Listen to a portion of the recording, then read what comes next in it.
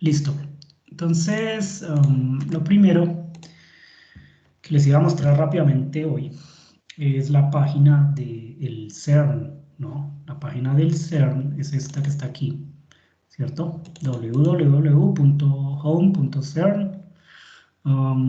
Y en esta página, pues bueno, van a encontrar toda la información relevante acerca de los experimentos que se realizan allá, pero no solamente eso, sino que, digamos, acá incluso les dan un recorrido por todo el laboratorio, les muestran exactamente cuántas personas trabajan allá, qué tipo de proyectos son los que se llevan a cabo. También hay un poco de referencias históricas, también hay referencias teóricas, están los cronogramas de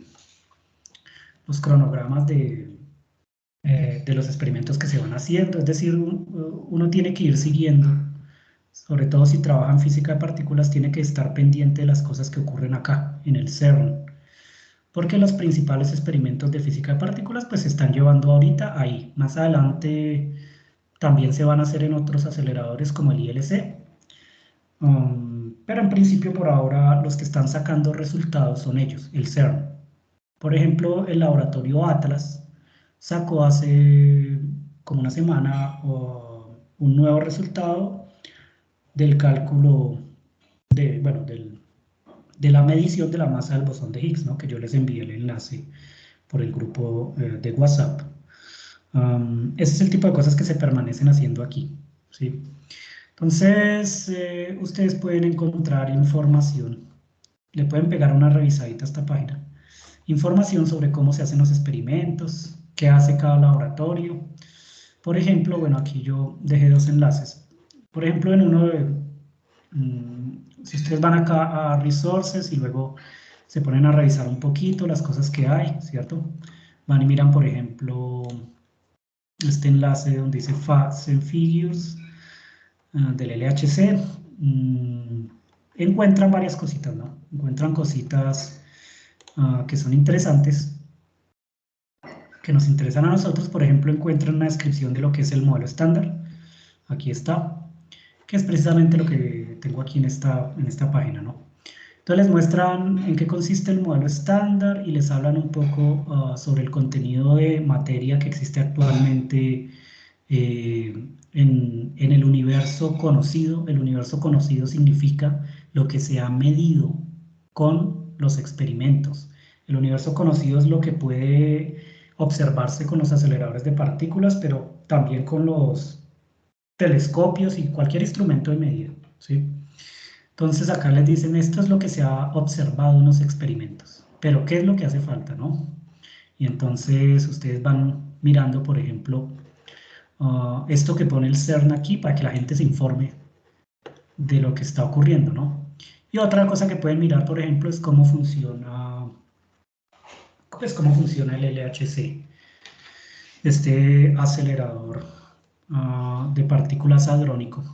¿Cómo es que funciona? Entonces aquí hay un mapa de todo el laboratorio, pero a ver, se me disminuyó. ¿Eh? A ver, listo. Hay un mapa de todo el laboratorio, entonces ustedes se pueden hacer una idea más o menos de qué está ocurriendo, ¿no? No solamente es acelerar partículas, sino que hay un poco de procesos que hay que hacer intermedios. Entonces se pueden poner a mirar aquí todos los laboratorios que hay y qué hace cada uno. Por ejemplo, hay dos sincrotones de protones. Este que está aquí de color violeta, ¿cierto? Y este otro que está aquí. Entonces, dos sincrotones. ¿Para qué son los sincrotones? Los sincrotones son para acelerar partículas cargadas con campos magnéticos y entonces tienen forma de toroide. Tienen forma de toroide. Aquí adentro pues van protones que se aceleran, luego pasan, se hace un poco de procesos y vuelve aquí a otro sincrotón más grande, uno más grande, donde se aceleran aún más los protones y luego se hacen entrar por distintos caminos, distintos canales al LHC, que sería precisamente todo este acelerador. ¿Dónde se colisionan las partículas? En que el LHC tiene un radio de 27 kilómetros. Este es el radio del LHC. Y en el LHC, donde uno acelera las partículas, hay 4 detectores que pertenecen a distintos grupos de investigación. Está el CMS, que es uno de los detectores donde se miden las propiedades de las partículas elementales, como las del bosón de Higgs. Está el LHCb, que esto es sobre todo para la física hadrónica de los hadrones formados por el quark bottom. Y entonces acá hay un poco de estados ligados de los quarks, ¿cierto? Un poco de mesones, un poco de hadrones es lo que detectan aquí. Está Atlas, que es otro que se dedica a estudiar las propiedades del Higgs, igual que CMS. Y está este laboratorio ALICE, que se pone a estudiar otro tipo de fenómenos también relacionados con la física de partículas. Entonces, en el LHC, lo que se hace es acelerar protones y mandar haces en 2 direcciones, ¿no? Uno en dirección horaria, que es este que está acá, otro en dirección antihoraria, y se colisionan esos haces en distintos puntos. No solamente se envían haces de protones, también se envían haces de iones con otros objetivos. No, no solo son protones, hay otros experimentos que hacen colisión de iones. Pero pues a nosotros nos interesa lo que ocurre es con la colisión partónica de protones. Y entonces prácticamente lo que más nos interesa es lo que ocurre en CMS y en Atlas y también a veces en LHCb. ¿Sí? Estas son como las cosas que más nos interesan a nosotros. Hay un poco de laboratorios adicionales. Miren que todo esto está en Francia y Suiza, ¿no? En la frontera entre Francia y Suiza, en Geneva. Entonces no solamente es un laboratorio donde está el LHC, sino hay varios laboratorios. Por ejemplo, hay uno que detecta antipartículas y las almacena. Que en el mapa, bueno, debe estar en algún lado. Las antipartículas es por acá, es en este. Aquí se detecta antimateria. Y hay otros que detectan neutrones y hay otros que detectan neutrinos y bueno, hay de todo. ¿Sí? Aquí hay de todo. Y entonces se hacen distintos análisis fenomenológicos con todas las partículas del modelo estándar, que son alrededor de, bueno, son exactamente 17 partículas, ¿no? Con sus antipartículas serían el doble. Más o menos el doble, ¿no? No precisamente el doble porque hay partículas que su antipartícula es la misma partícula, ¿no? Como el bosón de Higgs. Entonces uno puede aquí mirar este mapita y darse una idea un poquito más precisa de cómo es que funciona el LHC, ¿no? Yo se los he dicho varias veces, literalmente lo que se hace es colisionar haces de protones. Viene un haz de protón, por ejemplo en CMS, viene un haz de protón acá en esta dirección, protones, ¿cierto? Y vienen otros haces de protones en esta otra dirección. Y se colisionan y se obtienen productos que salen en distintas direcciones. Los productos pues son partículas elementales o estados ligados de partículas elementales, o sea, estados compuestos como los hadrones, por ejemplo, ¿sí? Que son estados compuestos de quarks. Y entonces eso es lo que se hace básicamente en este acelerador. Pero no es el único acelerador que existe, ¿no? Digamos, antes estaba LEP, que lo que hacía era colisión de electrón-positrón, que es distinto, ¿no? No es lo mismo colisionar electrones con positrones que colisionar protones con protones, protones con protones. Y está Fermilab, que Fermilab no colisiona protones con protones, sino que colisiona protones con antiprotones. Entonces son distintos, ¿no? Estos son protones con protones, en el LHC, en Fermilab son protones con antiprotones, en LEP, que dejó de funcionar hace rato, era electrón con positrón, en el ILC, que van a ser en Asia, va a ser también electrón-positrón, van a ser colisiones que aniquilan electrones con positrones. ¿Sí? El FCC, en cambio, que van a ser también aquí en el CERN, va a ser de nuevo protón con protón. Que sea colisión electrón-positrón o protón-protón, tiene ciertas ventajas y desventajas cada uno. ¿Sí? En las colisiones de protones se pueden obtener más fácilmente partículas pesadas en los procesos como por ejemplo el bosón de Higgs, ¿cierto? porque no se necesita tanta energía para acelerar los protones y que se produzcan esas partículas pesadas. En cambio, si uno tiene electrones y positrones en un acelerador lineal y trata de obtener un bosón de Higgs, bueno, hay que usar una energía grandísima, mucho más energía que en estos aceleradores de partículas, ¿no? Y entonces el problema es ese, ¿no? Es más difícil producir una partícula pesada con colisión de electrón-positrón. Pero las colisiones electrón-positrón generan más estadística. Significa que salen más productos, aparecen más datos. Y entonces esa es la ventaja de electrón-positrón, que tiene más estadística en los procesos que ocurren con electrón-positrón, hay más estadística que en los procesos que ocurren con colisiones protón-protón. Porque las colisiones protón-protón, como los protones están constituidos de quarks, ellos hadronizan fácil y, digamos, se forman partículas compuestas y hacen que la estadística disminuya. O sea, la estadística sería lo que se mide al final en los detectores.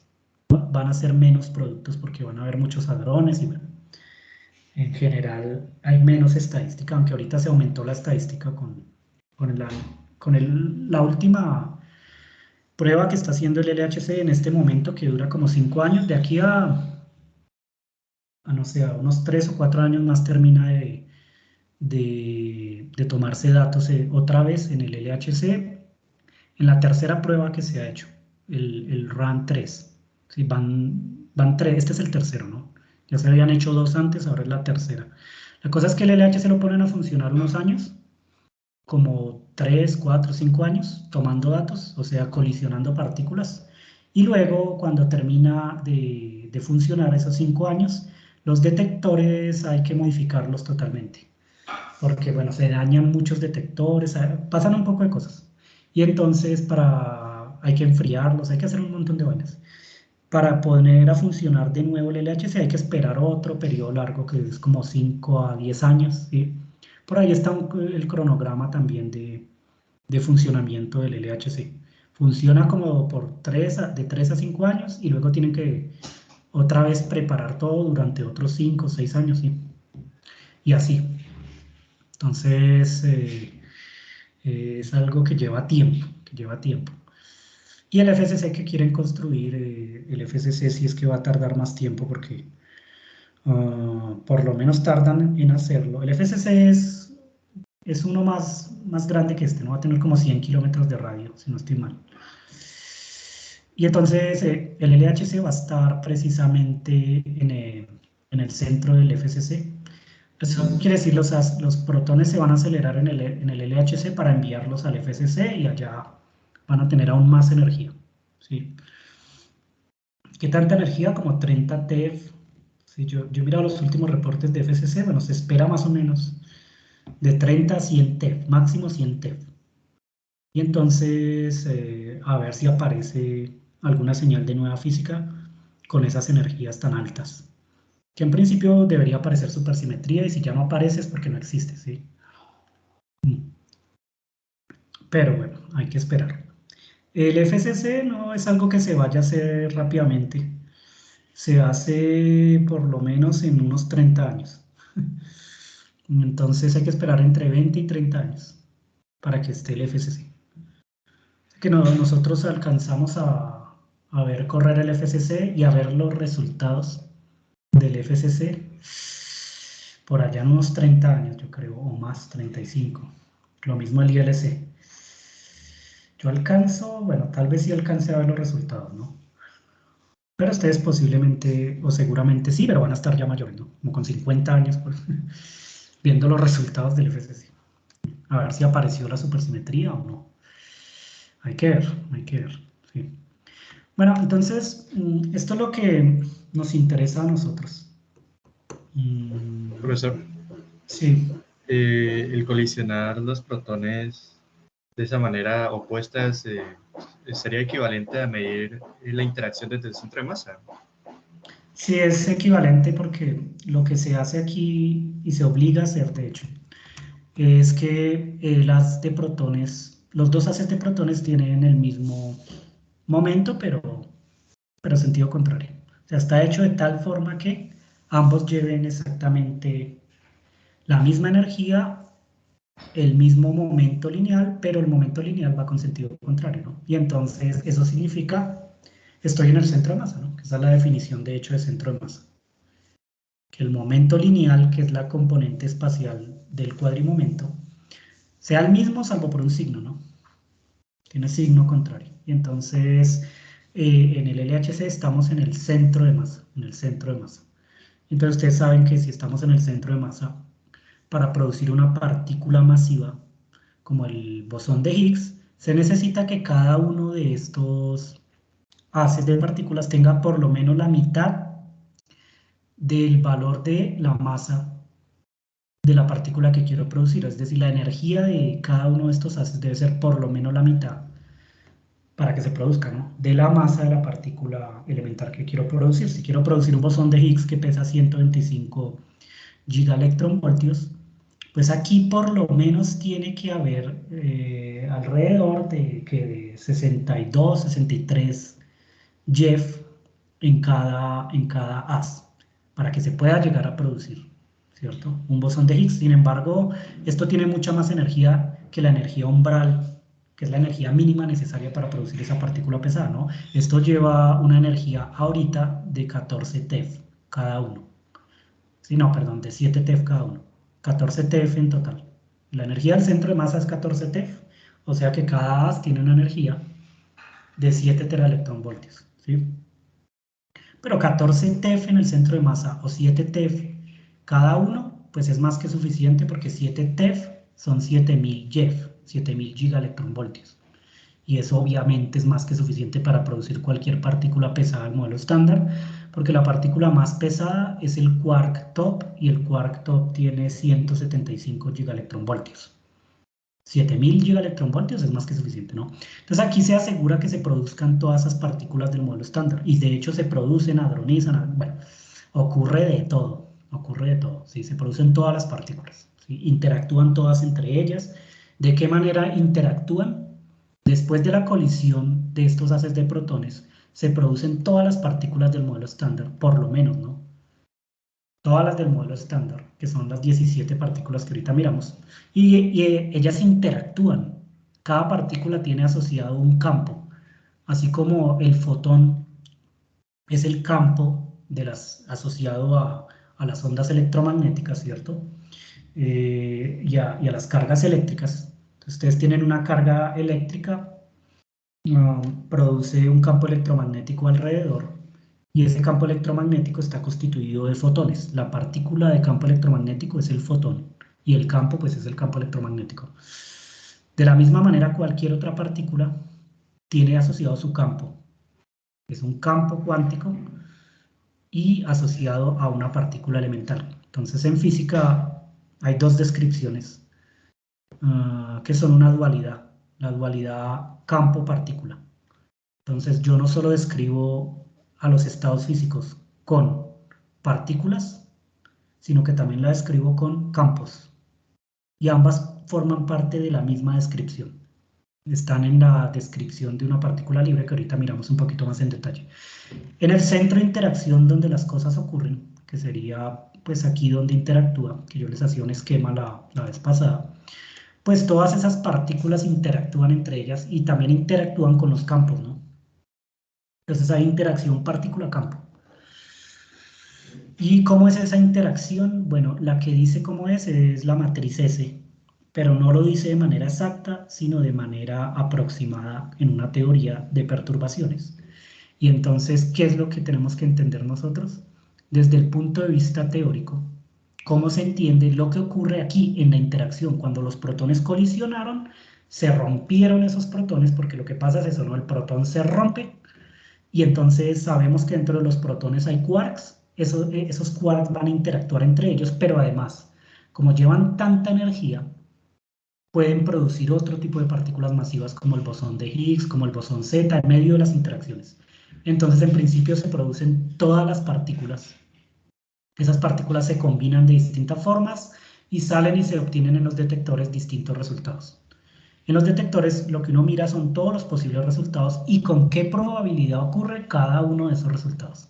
Y entonces ahí es donde uno encuentra todas esas curvas de secciones eficaces de producción, de anchos de decaimiento, etcétera, que no es solo una ni dos, no, son muchas. Este proceso ocurre con esta probabilidad, que significa de 1.000.000 de eventos que lanzamos, 1.000 eran resultado de ese proceso. Se obtuvieron 1.000 bosones Z, por ejemplo, ¿sí, no? Entonces, es un análisis estadístico que se hace para decir con qué probabilidad ocurre cada proceso, ¿sí? Hasta la fecha, únicamente se han obtenido procesos relacionados a las partículas del modelo estándar. Eso quiere decir, eso quiere decir a estas partículas que están acá, que son 17 partículas. Es decir, los anchos de decaimiento y las secciones eficaces, que son curvas. Si ustedes dirán, bueno, ¿eso qué es? Uno hace una curva, uno coge aquí probabilidad, que es, o sección eficaz, la sección eficaz es proporcional a la probabilidad, versus algún parámetro que uno mida. Entonces la energía o el ángulo de scattering, ¿cierto? O algún número cuántico. ¿Y qué es lo que obtiene uno aquí? Curvas, curvas, curvas de probabilidad, ¿sí? Esas curvas de probabilidad de que un evento ocurra están en gran acuerdo con lo que predice el modelo estándar. Es decir, estas curvas experimentales, uno experimentalmente lo que hace es histogramas, ¿no? Para un cierto ángulo, por ejemplo, obtengo una barrita que me dice la frecuencia de ocurrencia con la que ocurre cierto proceso que sale, por ejemplo, con un cierto ángulo, ¿no? O con una cierta energía. Y entonces uno construye experimentalmente este tipo de histogramas, que luego hace una especie de interpolación de los datos y construye curvas continuas, y esas curvas continuas son amplitudes de probabilidad. Uno las normaliza, las convierte en amplitudes de probabilidad, y entonces uno tiene el resultado experimental, que son curvas bien definidas. Otra cosa es hacer el cálculo teórico con las técnicas de los campos cuánticos. Una vez que uno tiene el cálculo teórico, va y lo compara con el resultado experimental y se da cuenta que los cálculos teóricos están dentro de las incertidumbres experimentales. Entonces, uno no solamente obtiene puntos, sino que en realidad obtiene barritas, ¿no? Barras verticales acá. Y esas barras verticales, que por lo general acá se ponen de esta manera, esas barras verticales me están diciendo cuál es la incertidumbre experimental. Bueno, la cosa es que las curvas teóricas están dentro de esa incertidumbre experimental, las del modelo estándar. Y entonces uno va y calcula distribuciones de probabilidad de que el bosón de Higgs decaigan 2 fotones, ¿sí? Va y mira el experimento, lo compara con la teoría y resulta que el modelo estándar ajusta perfectamente, ¿sí? ¿Es el único proceso que se hace en el LHC? No.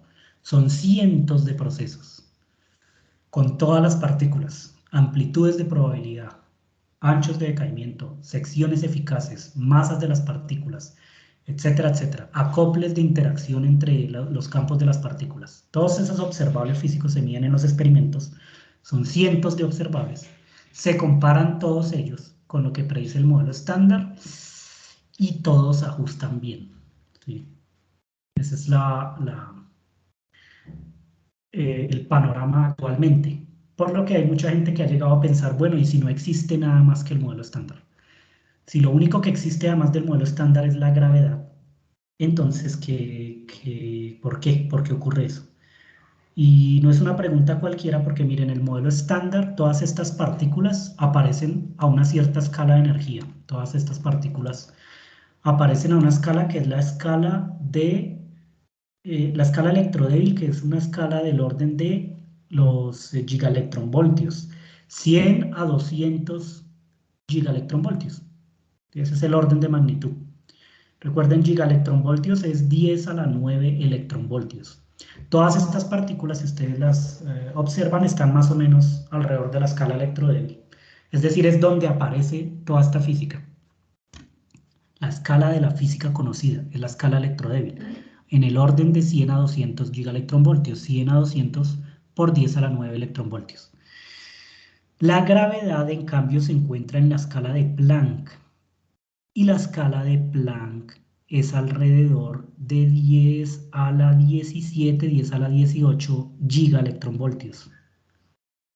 ¿Sí? Entonces hagan la cuenta de 100, que es del orden 10 a la 2 gigaelectronvoltios, a 10 a la 18 gigaelectronvoltios, pues hay alrededor de 10 a la 16 órdenes de magnitud de diferencia. ¿Qué significa 10 a la 16 órdenes de magnitud de diferencia? El 16 en la potencia de 10 me está diciendo que tengo que correr la coma 16 ceros hacia la derecha.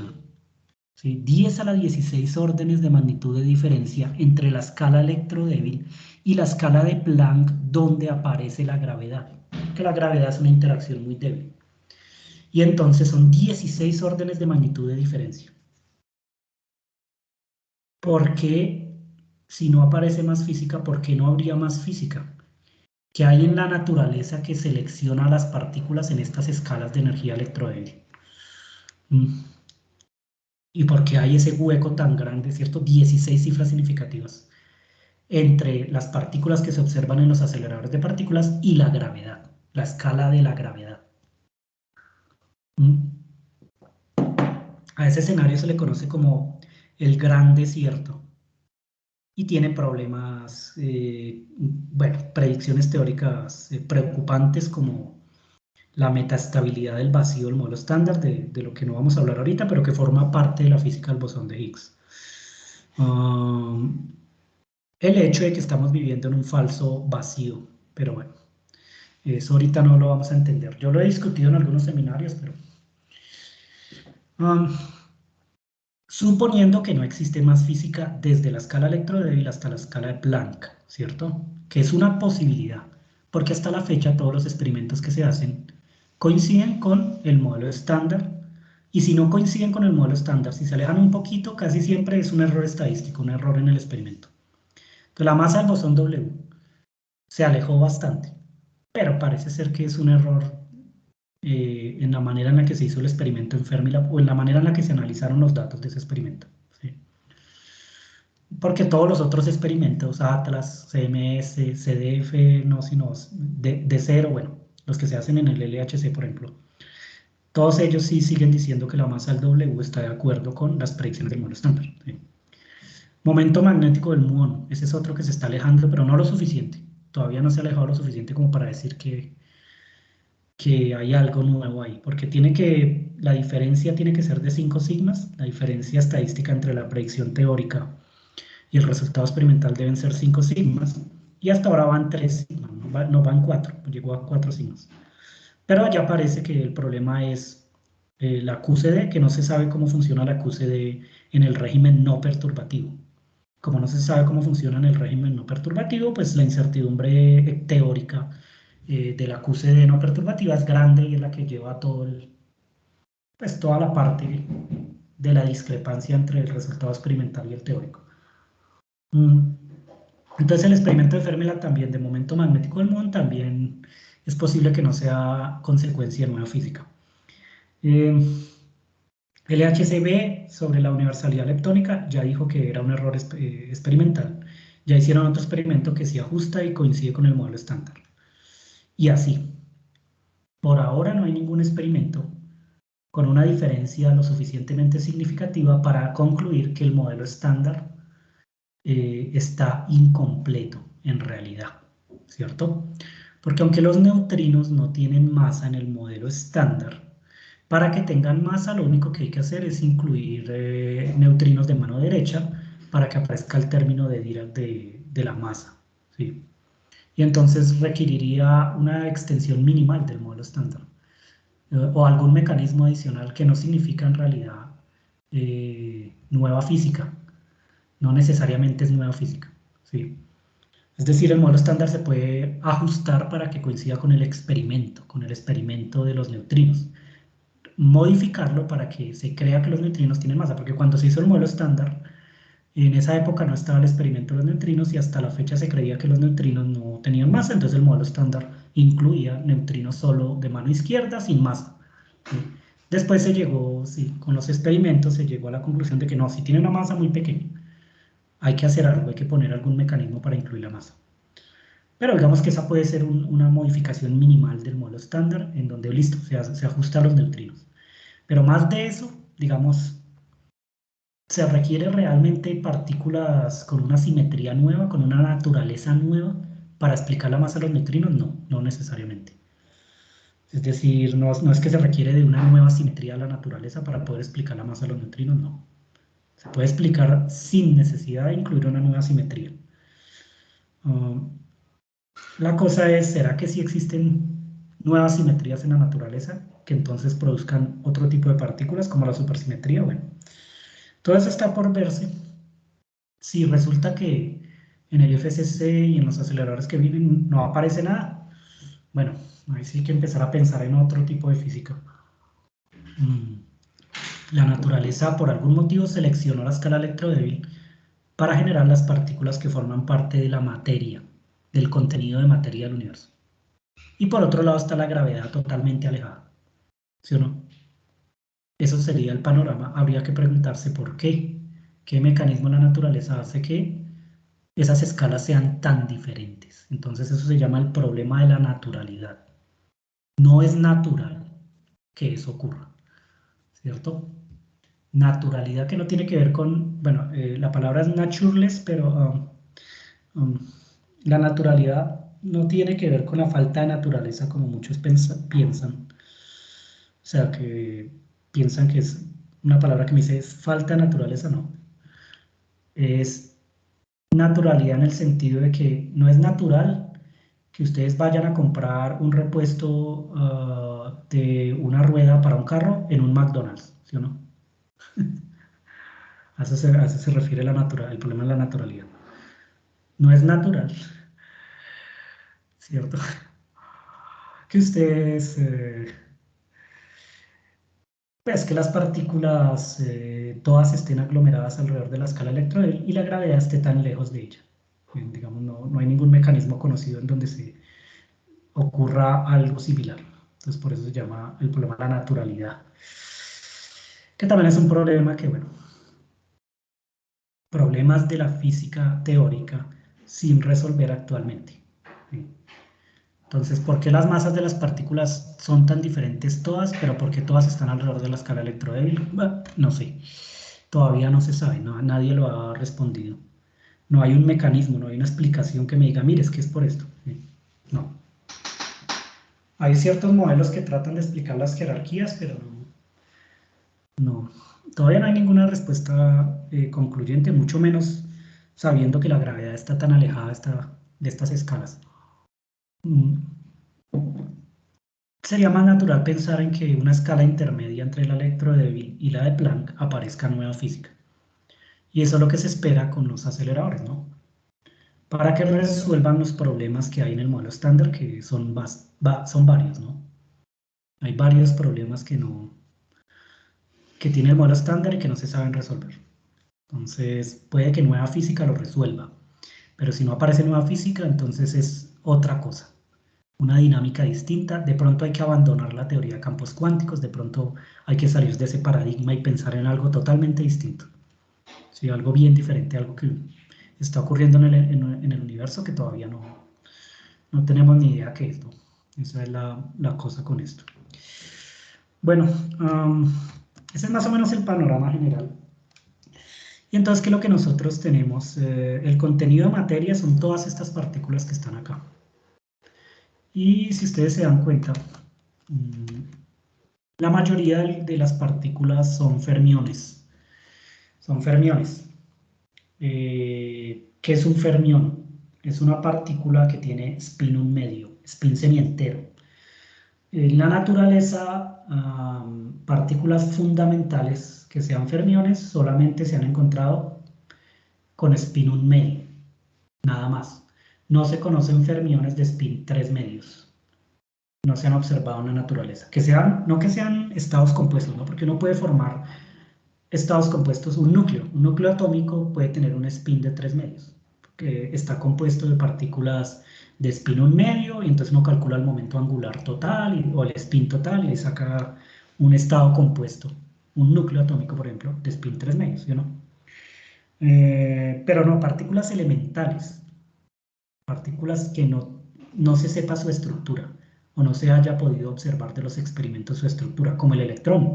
Nadie ha podido coger un electrón y partirlo en dos, ¿no? Nadie coge un electrón y lo parte en tres pedazos y dice, ay, mira, el electrón tiene otras tres partículas dentro, no. El electrón se aniquila con el positrón y salen otro tipo de partículas por otras razones, ¿no? No porque esas partículas constituyan al electrón, no. Es consecuencia de la fórmula relativista de la energía que dio Einstein hace rato, como en 1905, ¿no? Pero no se sabe si el electrón tiene estructura, ni siquiera se sabe si tiene alguna forma específica. Si es una esfera, como se dibuja acá, o si más bien es una cuerdita vibrando, como dicen los teóricos de cuerdas, o no sé, o qué topología tiene el electrón, qué forma tiene el electrón, ¿sí? No sabemos la forma del electrón, las formas. Lo primero que intuye el ser humano son las formas, ¿no? Es lo primero que un ser humano intuye. Los seres humanos no intuyen los números, no intuyen ciertos símbolos. Lo primero que intuye un ser humano es la forma, la topología. Lo primero que aprende un ser humano es que una esfera se puede deformar en un toroide, ¿no? Usted le entrega un pedacito de plastilina a un niño, lo primero que hace el niño es coger ese pedazo de plastilina y modificar su forma. Y entonces el primer concepto geométrico que tiene el ser humano es el concepto de la forma, o sea, el concepto de topología. Pero, ¿qué tanto sabemos de topología, no? Porque lo primero que intuimos, bueno, después como que dejamos de estudiar topología, ¿no? No se sabe la forma del electrón. Nadie ha visto un electrón libre en realidad, ¿no? Sabemos que tiene ciertos números cuánticos que se miden de manera indirecta con ciertos experimentos. Por ejemplo, el experimento de Stern-Gerlach, donde yo hago pasar electrones dentro de un campo magnético que cambia con una posición que no es uniforme. Me dice cuál es el spin del electrón, ¿no? Porque el haz de electrones se divide en dos. Uno se va para arriba, otro se va para abajo. Dos posibles resultados. Y eso es consecuencia de un momento magnético semientero. Que el spin valga 1/2. ¿Sí? Entonces uno sabe ciertas propiedades que obtiene de hacerle experimentos a esas partículas. Hacerlas interactuar con campos magnéticos o etcétera, ¿no? Otro tipo de experimentos. Sé cuál es la masa del electrón, 0,5 megaelectronvoltios, y sé cuál es el spin del electrón, 1/2. Y sé cuál es la carga del electrón. Es la carga más pequeña que se ha observado. Y entonces la llamo Q. Aunque bueno, en el sistema internacional de medidas, pues le puedo poner un valor, ¿no? Un número. Pero pues esta es la carga más pequeña que se ha observado en los experimentos, ¿no? Y entonces el electrón tiene una carga eléctrica, un spin y una masa, y son esos tres números cuánticos los que me dicen esta partícula es un electrón. Esos tres números cuánticos, la masa en reposo, o la masa propia, ¿cierto? En un sistema donde el electrón está en reposo, o sea, el sistema de laboratorio. Sé su carga y sé su spin. Si las partículas cambian alguna de esas propiedades, entonces cambio la naturaleza de la partícula. Por ejemplo, si la masa en reposo de la partícula cambia, ya no es 0,5 megaelectronvoltios, sino que ahora son 100 megaelectronvoltios, o sea, 200 veces más. Ya no tendría un electrón porque cambió uno de sus números cuánticos.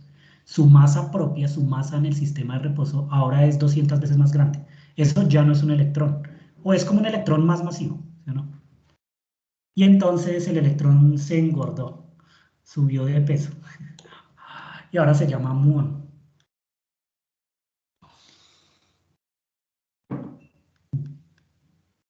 Y entonces cambió de identidad, porque adquirió más masa. Ahora tenemos otra partícula porque tiene otra masa. Miren que el muón tiene el mismo spin, 1/2. Y además tiene la misma carga eléctrica que el electrón, exactamente. Pero la masa es distinta, la masa en reposo es 200 megaelectronvoltios. Y si vuelvo y cambio la masa, bueno, aparece el tau que tiene otra masa. ¿Sí? Todas estas partículas se diferencian solo en su masa. y todas son partículas de spin 1 medio, por lo que son fermiones, todas estas tres. Es como electrones de distinta masa, de distinta masa.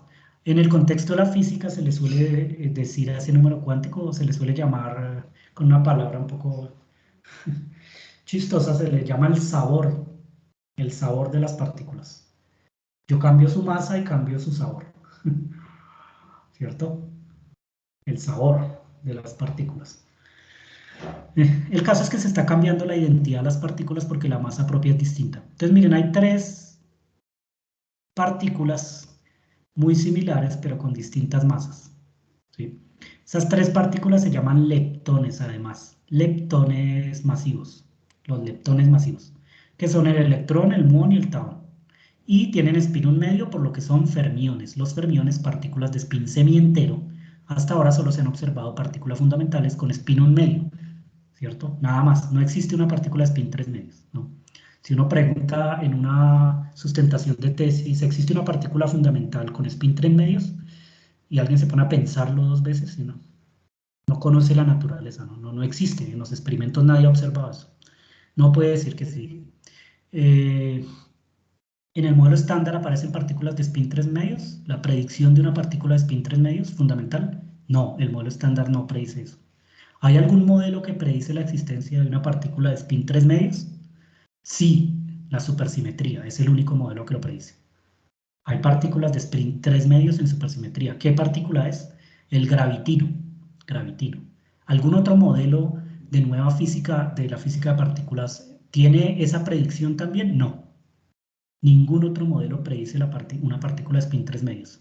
¿Qué pasa si se encuentra una partícula de spin 3 medios? Fundamental, pues es un gravitino, porque solo el modelo, solo la supersimetría lo predice, ¿sí?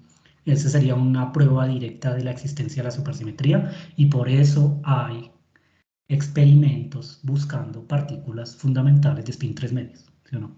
Entonces es la manera de empezar a buscar nueva física, ¿sí? Bueno, estas partículas nunca aparecen solas en los procesos nucleares, sino que siempre vienen acompañadas con unas partículas que se llaman neutrinos. Y esos neutrinos aparecen, tienen que estar para que en los procesos nucleares, o sea, en el núcleo, se conserve la energía. Si no están, habría violación de conservación de la energía en los procesos nucleares, ¿sí? Por eso aparecen los neutrinos. Los neutrinos, miren que por cada leptón cargado hay un neutrino asociado. El electrón tiene el neutrino electrónico. El muón tiene el neutrino muónico y el taón tiene el neutrino taónico. Los neutrinos, entonces, son partículas muy similares también a los leptones cargados. De hecho, también son leptones, se llaman leptones. Pero tiene varias diferencias, ¿no? Primero, las masas de los neutrinos son diferentes a las masas de los leptones cargados. Son masas muy pequeñas, ¿sí? Masas muy pequeñas. En el modelo estándar se consideran cero, que es una buena aproximación porque son miles de veces más pequeñas que las masas de las partículas masivas, ¿no? Aunque bueno, no, se puede jugar con la jerarquía de masas de estas partículas. Estos neutrinos no tienen carga eléctrica. La palabra neutrino significa neutrón pequeño, es una palabra italiana porque fue Fermi, un italiano, ganador de premio Nobel, ¿no?, de física teórica por la interacción débil, por explicar básicamente cómo funciona el decaimiento beta en los núcleos atómicos con, bueno, una versión de la interacción débil. Fermi pues fue el que bautizó estas partículas como neutrinos, porque son como los neutrones, no tienen carga eléctrica, o sea, no interactúan con el campo electromagnético, pero tienen una masa mucho más pequeña que la de un neutrón, porque un neutrón pesa lo mismo que un protón, o sea, la masa de un neutrón es 1000, más o menos 1001 megaelectronvoltios, como 2000 veces más la del electrón. En cambio, los neutrinos son miles de veces menos masivos que los electrones, ¿no? Y entonces, obviamente, esto es como un neutrón pequeñito. No tiene carga eléctrica, también tiene spin 1 medio, pero no tiene masa básicamente. Y entonces por cada partícula elemental hay asociado un neutrino, ¿sí? En el modelo estándar. Y entonces aquí ya van 6 partículas. Electrón, muón, taón, neutrino electrónico, neutrino muónico, neutrino taónico, todas de spin 1 medio. Todas de spin 1 medio, que se denominan leptones. Leptones cargados, leptones neutros o neutrinos, ¿sí? 6 fermiones, 6 fermiones, ¿sí? Aparte tienen sus antipartículas, el electrón tiene el positrón, el muón tiene el antimuón, el taón tiene el antitaón, y los neutrinos, su antipartícula es la misma partícula, porque las antipartículas lo único que tienen diferente es la carga eléctrica, tienen el signo cambiado. Ustedes saben que la carga eléctrica puede tener dos naturalezas, que por convención se llama positiva y negativa. Puede haberse llamado de mano izquierda y de mano derecha, como con la quiralidad, ¿no? O blanco y negro, no sé, ¿sí?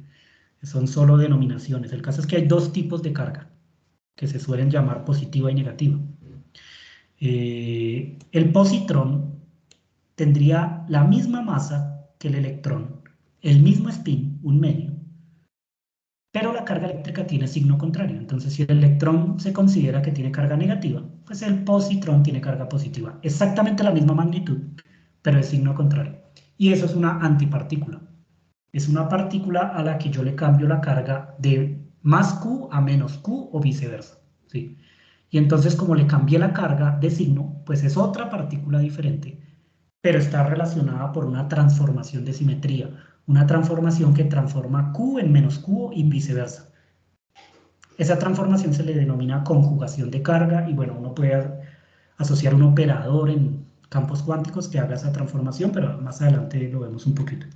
Lo mismo pasa con el muón y el taón. Ustedes tienen un antimuón y un antitaón que simplemente son partículas idénticas a estas dos, pero donde la carga eléctrica tiene un signo contrario.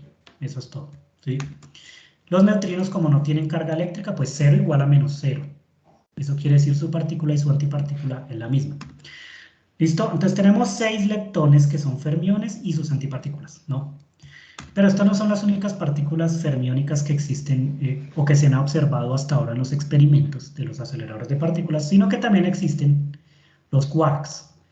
Los quarks se han observado formando hadrones, nunca van solos, porque la fuerza fuerte es de una naturaleza totalmente distinta a la fuerza electromagnética o a la fuerza gravitacional, ¿no? Entonces en la fuerza electromagnética o gravitacional, digamos que ustedes tienen un cuerpo masivo acá, tienen otro cuerpito más pequeño. Si es electromagnética y tienen cargas distintas, digamos que la esfera grande es carga positiva y la esfera pequeña tiene carga negativa, como un electrón acercándose a un protón, por ejemplo, entonces hay una fuerza de atracción que hace que se atraigan las cargas, ¿no? Y esta fuerza es de tal manera que entre más me alejo yo, ¿cierto? O entre mayor distancia hay entre las cargas, la fuerza es cada vez menor, más pequeña. Esa fuerza siempre está dirigida hacia el centro de las masas, ¿cierto? Va de un radio del centro al otro centro, entonces a lo largo de los radios, por lo que se denomina fuerza central, y varía como el inverso de la distancia que lo separa al cuadrado. 1 sobre r al cuadrado, siendo r la distancia entre los dos centros, ¿no? Entonces, entre más lejos estoy, menor es la fuerza. Menor es la fuerza. Tanto que un cuerpo se puede escapar de la zona de interacción de otro, si se aleja lo suficiente. Entonces, no es que todos los satélites que ustedes ven, digamos asteroides o algún objeto en el espacio, no es que todos caen a la Tierra, ¿no? Se acercan a la Tierra, su trayectoria se curva un poco, pero pueden seguir derecho si están lo suficientemente lejos. No quedan atrapados en la órbita de la Tierra, ¿cierto? Porque la fuerza gravitacional, igual que la fuerza eléctrica, en la medida en que los objetos estén más lejos, es cada vez más débil. Y entonces si un objeto va saliendo de la Tierra, se va alejando de la Tierra, cada vez experimenta una fuerza menor, una fuerza gravitacional menor. Incluso hay puntos donde la gravedad vale cero, no hay fuerza gravitacional, son los puntos de Lagrange. Y entonces si se aleja mucho, cada vez es más pequeña la fuerza. Y esa es la naturaleza de la fuerza electromagnética y de la fuerza gravitacional a la que ustedes están acostumbrados, ¿no?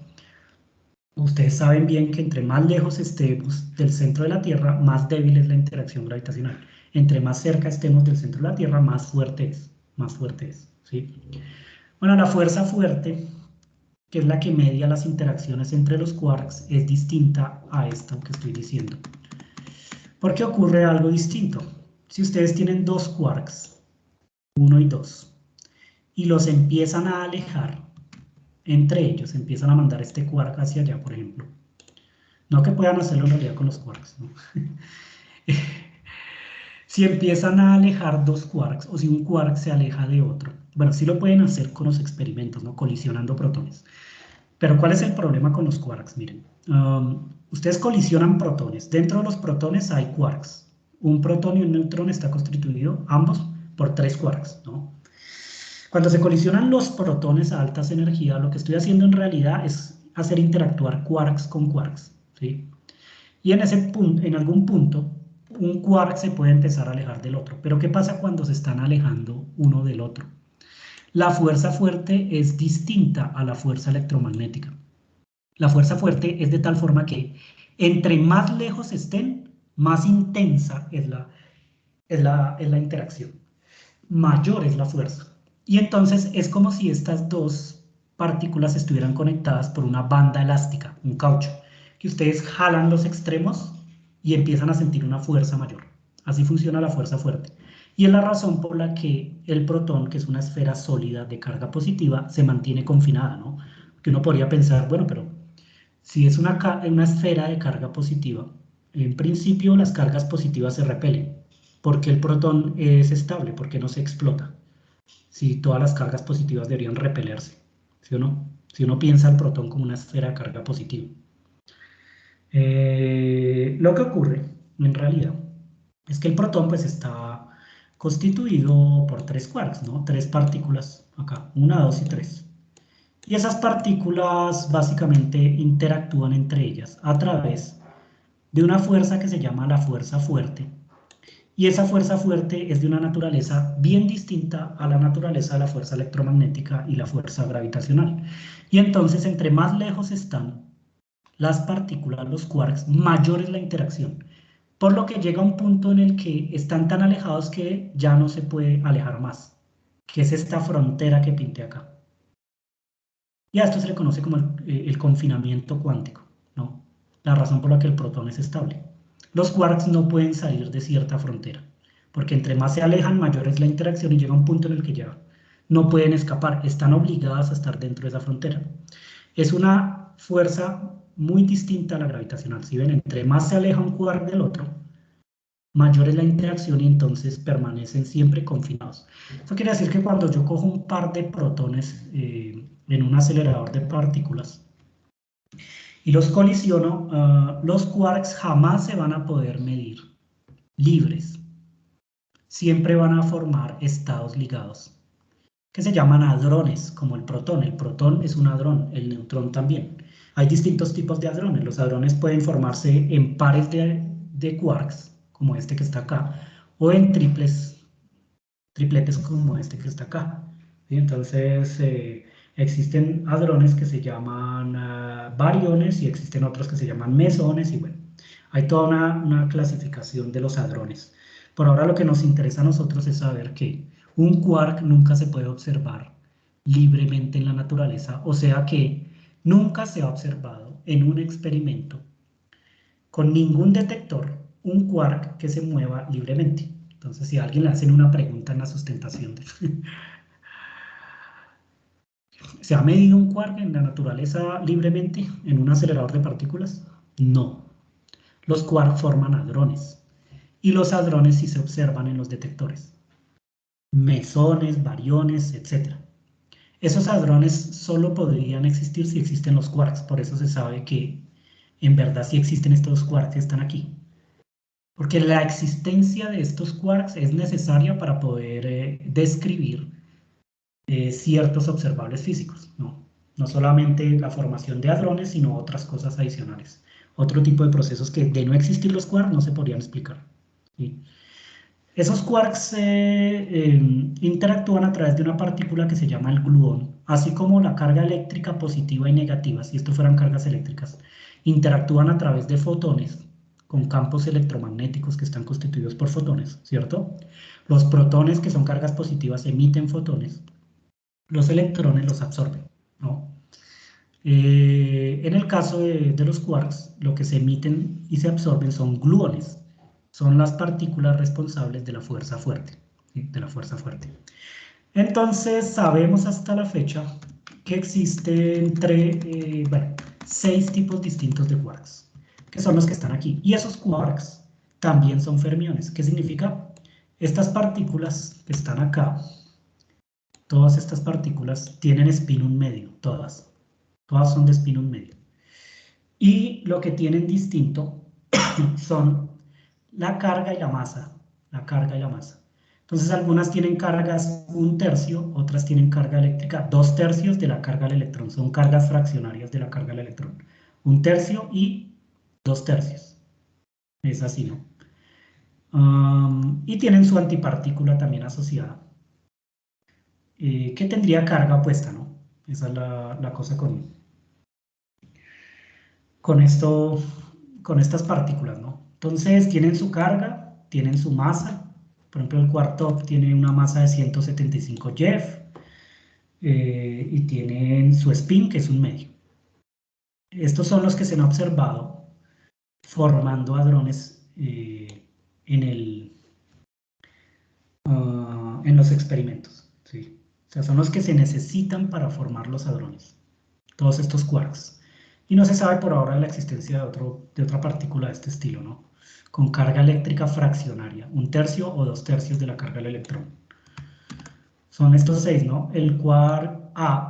Aquí las letras son simplemente la primera letra de la palabra con la que llamaron a cada quark, ¿no? Este se llama el quark up, este es el quark down, ¿cierto? A este lo llamaron charm, a este lo llamaron strange. Los nombres tienen que ver con la razón por la que detectaron estos quarks, ¿no? Y este es top y este es el quark bottom. Entonces, 6 quarks y sus 6 antipartículas, ¿no? Entonces, el contenido de materia, no de antimateria, sino de materia, me dice que hay 12 fermiones, 6 quarks y 6 leptones, ¿sí? Y esos 12 fermiones, lo voy a escribir acá, esos 12 fermiones se representan de la siguiente manera en la teoría de campos cuánticos. ¿Cómo se representan los fermiones en la teoría de campos cuánticos? Cada una de esas partículas se representa con un campo cuántico que por lo general se llama psi. Voy a poner un subíndice. El subíndice J sería entonces un índice de sabor. Un índice de sabor. Y entonces lo escribo por acá. J sería el índice de sabor. Así. Un índice de sabor. ¿Por qué es un índice de sabor? Porque recorre las distintas posibles partículas que son fermiones y que se diferencian por sus números cuánticos, en general por su masa, pero también por su carga eléctrica, ¿no? El spin sí es el mismo para todos. Todos tienen spin 1 medio, por lo que son fermiones, pero tienen distintas masas y distintas cargas, por lo que tienen distintos sabores, ¿no? Y entonces uno puede poner acá un índice. ¿Qué me dice el índice del sabor? ¿Cuántos fermiones hay en la materia, contenido de materia? 12. Esos 12 fermiones se representan en teoría de campos cuánticos con una función que es, es una función de onda, pero también es un campo cuántico, ¿sí? Entonces aquí uno va aclarando cositas. Este J que está aquí, estoy diciendo que va desde 1 hasta 12, porque hay 12 posibles partículas. Y este campo cuántico es la manera en la que yo represento en la teoría, o sea, es una descripción matemática, que bueno, ¿cómo se obtiene? Hay toda una explicación, pero no nos vamos a detener ahorita a hacer eso. es la manera matemática en la que yo represento una partícula fermiónica libre, un fermión libre. Entonces yo les decía a ustedes, la última vez que nos vimos, que uno lo que hacía básicamente era, tenía un haz de partículas o partículas entrando, tenía una zona de interacción acá, ¿cierto? Y luego tenía, después de que las partículas interactuaban con esta zona de interacción que se representaba con algún potencial, o bueno, en el caso de la teoría de campos cuánticos con la matriz S, ¿cierto? Después uno tenía ciertos resultados, ciertos outputs, que son haces de partículas que salen en distintas direcciones, ¿no? ¿Qué es lo que pasa? Las partículas libres son las partículas que no están en la zona de interacción, o sea, que no están interactuando. Eso quiere decir que son o las partículas que están aquí, que van entrando, que están bien lejos de la zona de interacción. Recuerden que yo les dije que significaba que estuvieran lejos, ¿no? Lejos de la zona de interacción. O las que salen acá. Aquí pueden entrar todos los fermiones del modelo estándar, ¿no?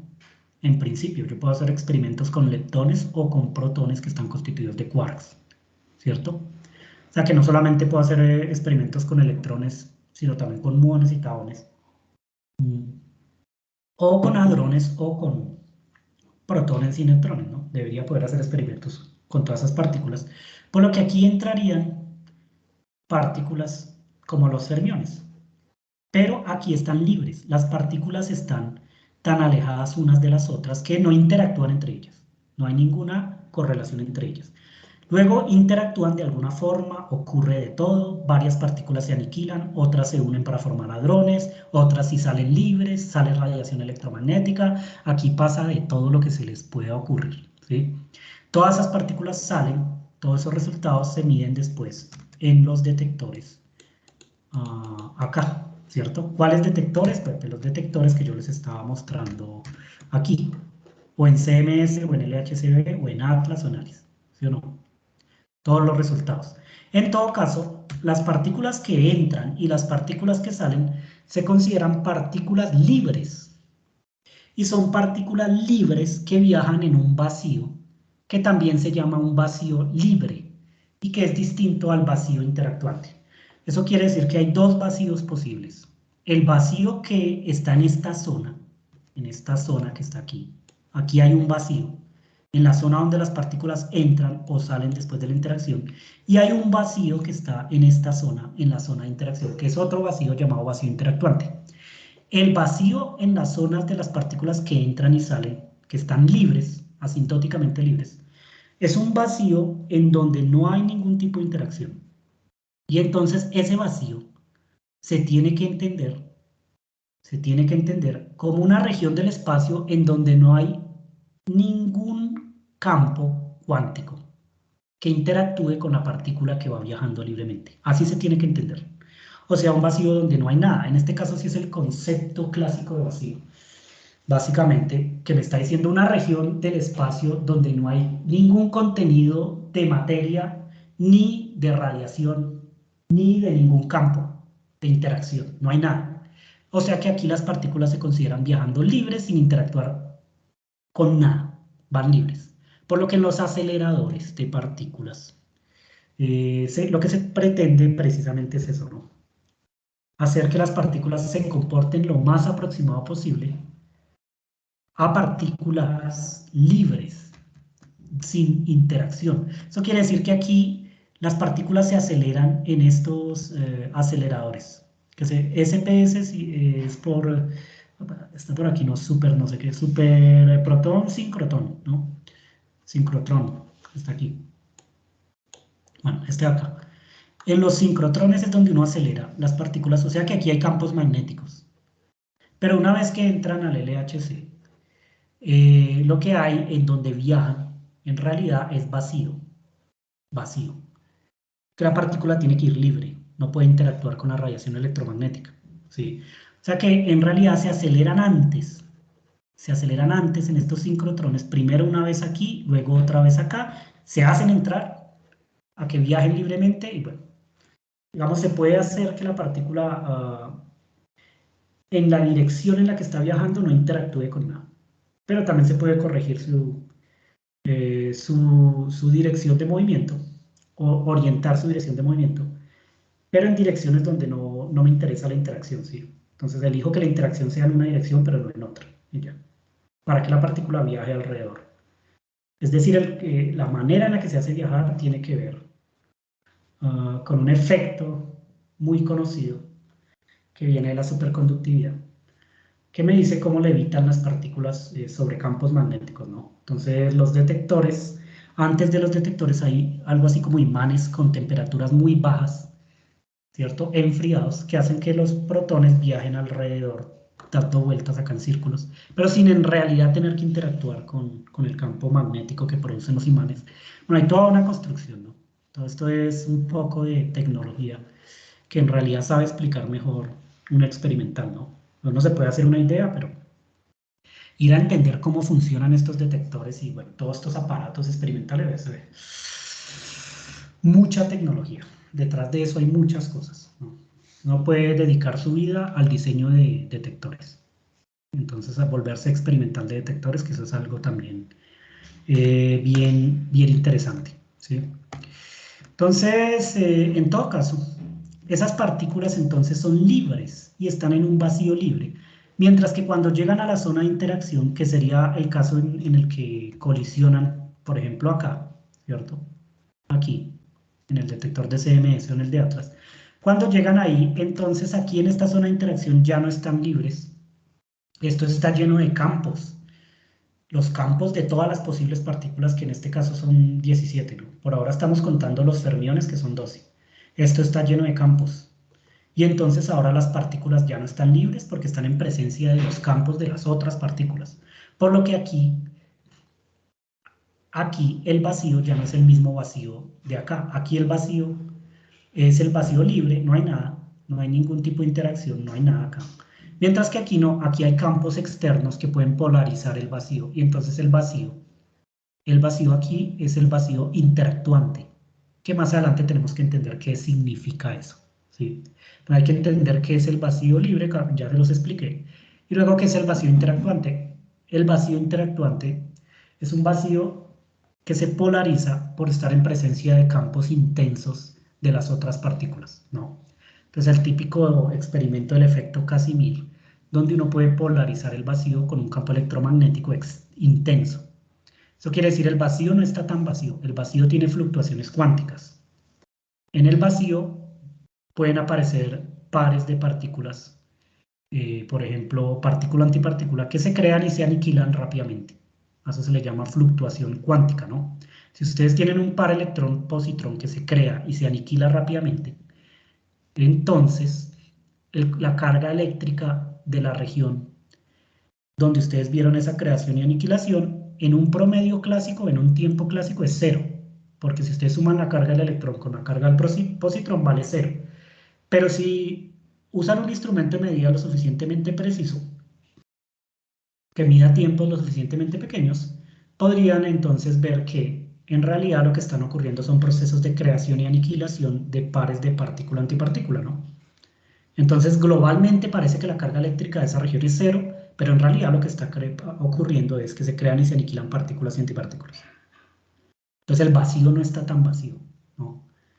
Y esas fluctuaciones cuánticas se pueden poner de manifiesto explícitamente, polarizando el vacío con campos o radiación externa que sea intensa, ¿sí? La polarización del vacío.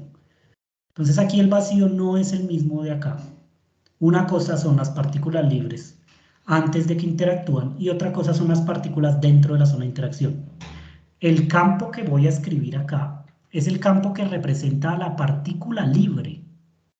Las partículas dentro de la zona de interacción se representan de otra manera, o hay que ver cómo representarlas. No tienen la misma representación. Y lo mismo el vacío. Una cosa es el vacío acá y otra el vacío aquí. Entonces son dos cosas que son diferentes. El vacío libre es una cosa, el vacío dentro de la zona de interacción o vacío interactuante es otra. El campo que representa la partícula libre es una cosa, el campo dentro de la zona de interacción es otra. Porque los campos cuánticos, esto que voy a escribir acá, me están representando el estado físico de la partícula. Es una representación matemática del estado físico de una partícula, en una posición y en un instante de tiempo dado. ¿Sí? Y Profesor, entonces, sí, una pregunta, digamos, ese vacío interactuante ya dejaría de ser un espacio lineal, como el vacío clásico. sí. De hecho, hay que poner términos no lineales para poder entender. Y esa es la cosa, que ahorita cuando vamos a ir a la interacción, entonces hay que poner términos no lineales. ¿Sí? Los términos que dan cuenta de la interacción son términos no lineales. Y entonces el vacío interactuante se puede obtener a partir del vacío libre aplicando operadores que no son lineales. ¿Sí? Y entonces deja de ser lineal. Deja de ser lineal. Esa es la cosa, ¿no? Y eso pues obviamente trae dificultades. El hecho de tener términos no lineales resuelvan una ecuación diferencial no lineal. ¿Sí, no? ¿Se puede resolver una ecuación diferencial no lineal de manera exacta? No, casi nunca, salvo por alguna excepción. Las ecuaciones diferenciales que se saben resolver analíticamente de forma exacta son ecuaciones diferenciales lineales, lineales. Las no lineales no, las no lineales no. Y entonces ese es el problema, por eso es que no se puede saber los elementos de la matriz S de forma analítica exacta, porque ¿cómo se hace para trabajar con términos no lineales, ¿no? Toca hacerlo con una teoría perturbativa, ¿no? Una aproximación, con aproximaciones. ¿Sí? Entonces, este campo cuántico es una función, primero, que la llamamos psi. Tiene un índice por ahora, que es el índice de sabor, que me dice, bueno, yo puedo usar ese campo cuántico para representar cualquier fermión. No solo el electrón, sino cualquiera de los 12 fermiones que yo puse acá. Y el argumento de la función es esta x, que no es cualquier x, ¿no? No es el signo por, no. Es un cuadrivector. El cuadrivector posición, y entonces esta x tiene 4 componentes, t, x, y y z en realidad, ¿cierto? Pero, a ver, queda mejor así. T y R, donde R es el vector posición y T es el tiempo. En teoría de campos cuánticos, estas 4 coordenadas se ponen en un cuadrivector, que se denota con una letra sin una flecha arriba o sin que esté en negrita, ¿no? Entonces esto no es cualquier cosa, esto es un arreglo de 4 componentes que, bueno, los que han visto relatividad especial ya deberían saber bien qué es, ¿no? El cuadrivector posición. Y entonces, ¿cuál es la representación? La representación es la siguiente. Y por ahora, simplemente tienen que asumirla. Es una suma sobre los posibles spins. Ah, bueno, pero esto no tiene nada. Sigma representa el spin. ¿Cuáles son los posibles spins que tiene un fermión? Pues es de spin un medio, ¿no? Pero hay dos posibles valores que puede tomar el spin, un medio y menos un medio. Entonces acá ustedes podrían poner sigma y los posibles valores los pueden poner arriba, por ejemplo. Más o menos un medio. Son los dos posibles valores. O lo pueden poner también abajo, no sé. O no los ponen porque se sobreentiende que al ser fermiones, los dos posibles valores que pueden tener el spin es más un medio o menos un medio. ¿Sí? Entonces es una suma sobre los posibles valores que toma el spin primero. Y luego hay una suma, pero continua, y entonces las sumas continuas se representan con esta letra S larga, que es una integral, ¿sí o no? Suma discreta con sigma mayúscula, porque acá solo puede tomar dos posibles valores, un medio y menos un medio. Y suma continua con esta S larga, porque en principio se puede tomar todos los posibles valores, de menos infinito a infinito. Pero en este caso la suma es en los momentos lineales. De 3p significa de 3p, de px, de py, de pz, ¿sí o no? Y esto entonces es una integral triple en realidad. Integral en dpx, luego integral en dpy, luego integral en dpz. ¿Sí? Que esta es un volumen de integración. Aquí hay un factor de normalización. 2pi a la 3 viene del análisis de Fourier. La raíz de 2pi a la 3 o 2pi a la 3 medios viene de la transformada de Fourier. Y 2 veces la energía de la partícula libre viene de imponer que toda esta medida sea un invariante de Lorentz. Sea un invariante de Lorentz. Y entonces, relatividad especial. O capítulo 2 de Pesky. ¿Sí? Ponerse a mirar porque esto es un invariante de Lorentz. Por ahora, simplemente me creen. Y entendemos un poquito cómo es la representación de un campo cuántico. Luego viene una función que se llama un spinor de Dirac. Y ese spinor de Dirac tiene dos argumentos, el momento lineal y el spin. Este momento lineal, no es así, no. En principio es un vector, pero no me gusta estar poniendo la flechita. ¿Cómo hago para que quede allá? Así. Es el vector en 3 dimensiones del momento lineal, ¿sí? Y este es el spin. Y toda esta función es un spinor. O sea que tiene 4 componentes, no tiene una, ni dos, ni tres. Es un arreglo en forma de columna que tiene 4 componentes, ¿sí? Después viene una onda plana, de esta manera. Y entonces, en el exponente hay un producto minkowskiano del cuadrivector momento lineal con el cuadrivector posición, por lo que este término p.x es un invariante de Lorentz. Viene menos i, ¿cierto? Que es la unidad imaginaria, y el exponencial. Esto es entonces una onda plana. Una onda plana que es la solución de la ecuación de Klein-Gordon. Las ondas planas, ondas planas. Por lo que aquí lo que estoy diciendo es que estoy haciendo una superposición de ondas planas. Las ondas planas son elementos de una base de un espacio vectorial.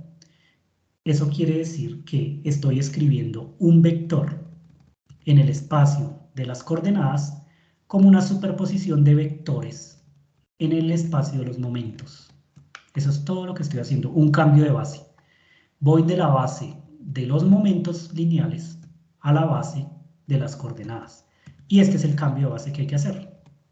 Aquí está obviamente los vectores base, los coeficientes de los vectores base y la suma, que hay que sumar en los momentos y en los spins, ¿no?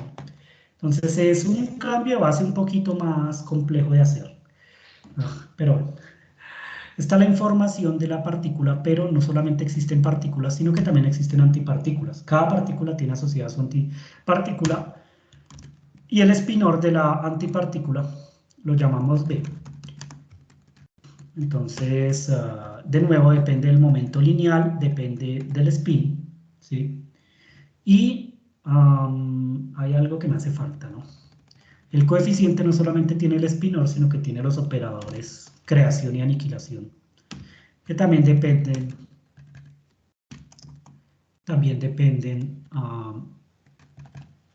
del momento lineal y del spin. Entonces aquí lo que vendría sería adaga, pero con la C de complejo conjugado, ¿sí? Y de nuevo el argumento de esta manera.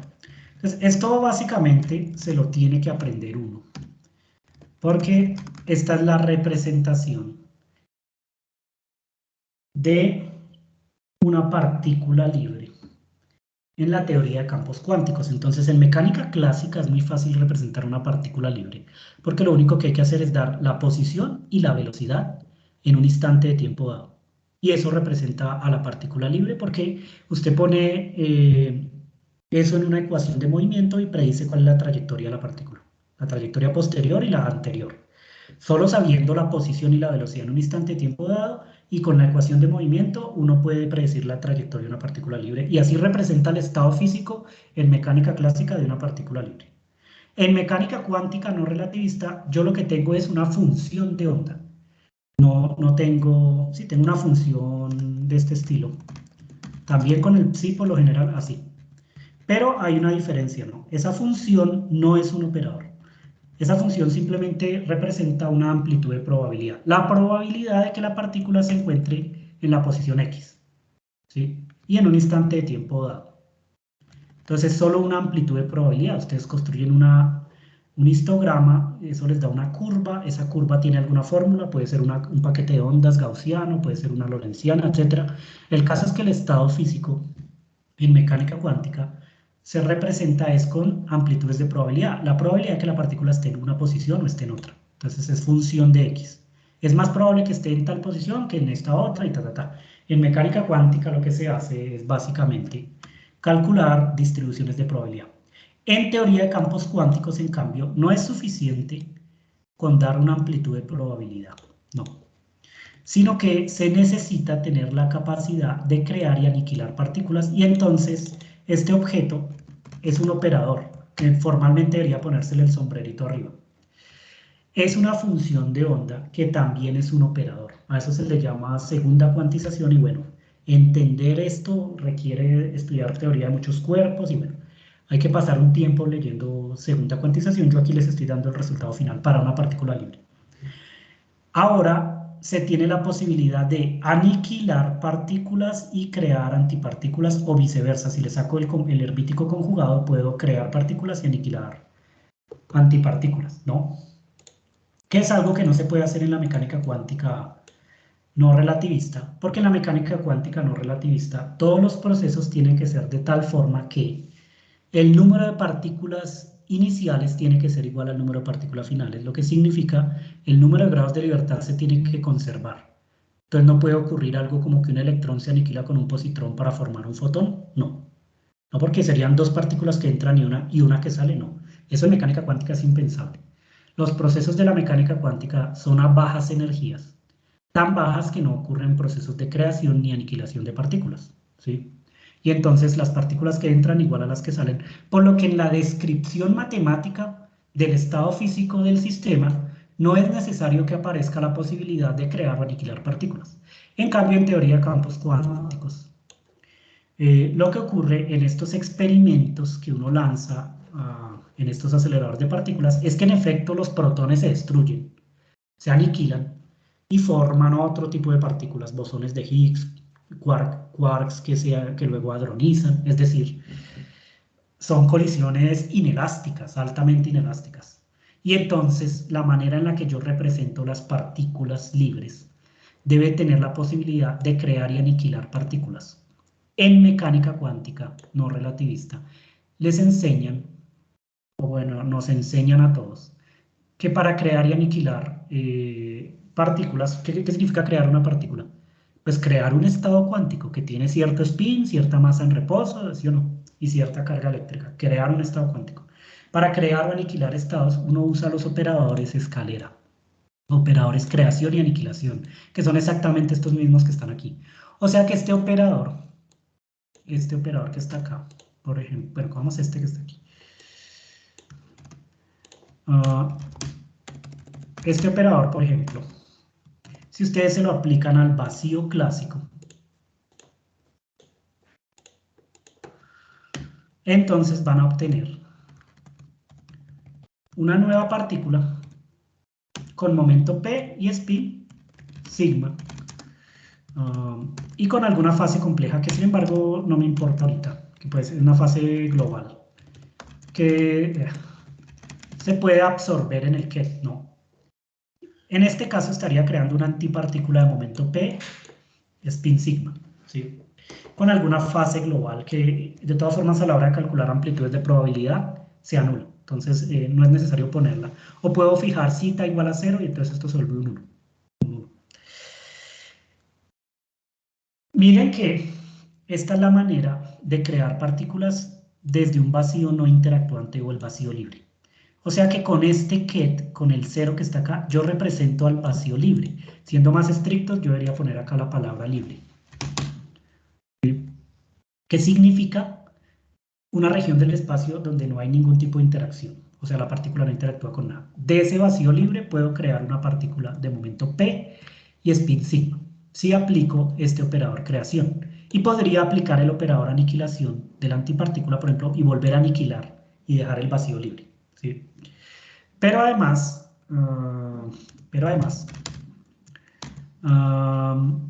si yo aplico el campo directamente al vacío libre, y estas son las reglas del juego, lo que haría es crear una partícula, pero ahora en una posición, una antipartícula en este caso, en una posición X. y entonces cambio un poco la representación, con una fase de nuevo que se puede absorber, ¿sí? Si aplico el campo directamente, crearía la antipartícula en la posición X, en este caso. Si aplico el operador escalera, lo que hago es crear no una partícula localizada en una posición, sino una partícula con un momento P y spin sigma. Y entonces usualmente a esta representación, este ket que está acá, se le denomina partícula. Esta es la partícula, que si ustedes se dan cuenta, es básicamente este operador, el que lleva la información de la partícula. Mientras que a este ket que está aquí se le denomina campo, que si se dan cuenta, esa información está aquí, en esta función, que es un operador. Y entonces hay una dualidad campo-partícula. Este es el campo cuántico que representa la partícula libre y esto representa la partícula, que lleva un momento lineal P y un spin sigma. Esto representa la partícula, mire, partícula. Y este es el campo, dualidad campo-partícula. Por lo que en mecánica, bueno, en teoría de campos cuánticos, pues los campos y las partículas son dos representaciones análogas de una misma cosa, ¿sí? O dicho de otra forma, las partículas son modos normales de Fourier de los campos, ¿sí lo ven? Porque esta es una serie de Fourier, no sería pronunciar la R, una serie de Fourier. ¿Y entonces qué es una partícula? Es un modo normal de oscilación de un campo. O dicho de otra forma, las partículas son las excitaciones de los campos, ¿sí? Los modos normales de oscilación. Distintos modos normales de oscilación producen las partículas, ¿no? Y esa es la interpretación, la dualidad campo-partícula. Las partículas son modos normales de oscilación de los campos. O sea que ambas son representaciones equivalentes de una misma cosa. Uno puede trabajar en el espacio de los momentos o en el espacio de las coordenadas, ¿sí? Entonces, usualmente lo que uno usa es el campo completo. Y entonces hay que recordar todo esto que está aquí y saber qué es cada una de estas cosas. Por ahora, lo que tenemos es la manera de representar un campo libre, Ahora, tenemos que seguir detallando esto un poquito. Bueno, yo creo que hagamos 10 minuticos más y terminamos hoy, para avanzar un poquito más. Estos espinores que están acá son soluciones de la ecuación de Dirac, lo mismo que este campo, pero de la ecuación de Dirac libre, ¿no? La ecuación de Dirac libre. Y entonces voy a escribir aquí las ecuaciones de movimiento en el espacio de los momentos y en el espacio de las coordenadas. Entonces escribimos aquí la ecuación de Dirac. ¿Cómo es la ecuación de Dirac en el espacio de las coordenadas? En el espacio de las coordenadas es esta. Viene una unidad imaginaria y viene la derivada, la cuadriderivada, ¿cierto? Contraída con una matriz gamma de Lorentz. Este operador, ¿no? Menos m, todo esto entre paréntesis, aplicado al campo cuántico, que es este que está aquí, ¿sí? Entonces formalmente yo le tengo que poner a esta m un subíndice, que es el índice j, que es el índice de Sabor. Este campo cuántico es entonces solución de esta ecuación de movimiento. Esta es la ecuación de movimiento. Y miren que entonces lo que me están diciendo aquí es que para poder solucionar esta ecuación de movimiento, lo único que tengo que hacer es utilizar el análisis de Fourier.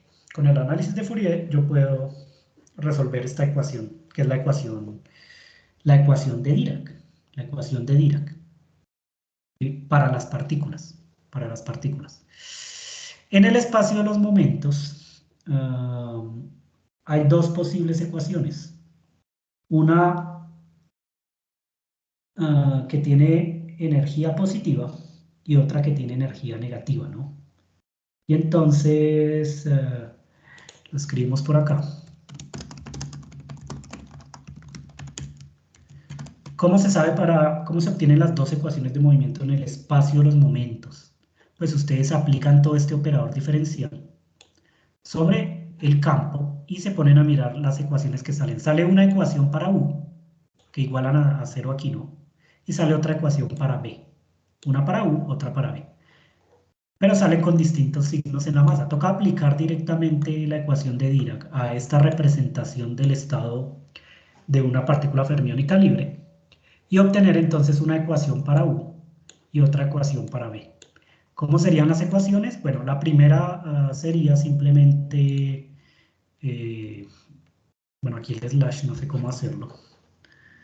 Que no voy a, no sé, mire, P slash. ¿Qué significa esta notación P slash?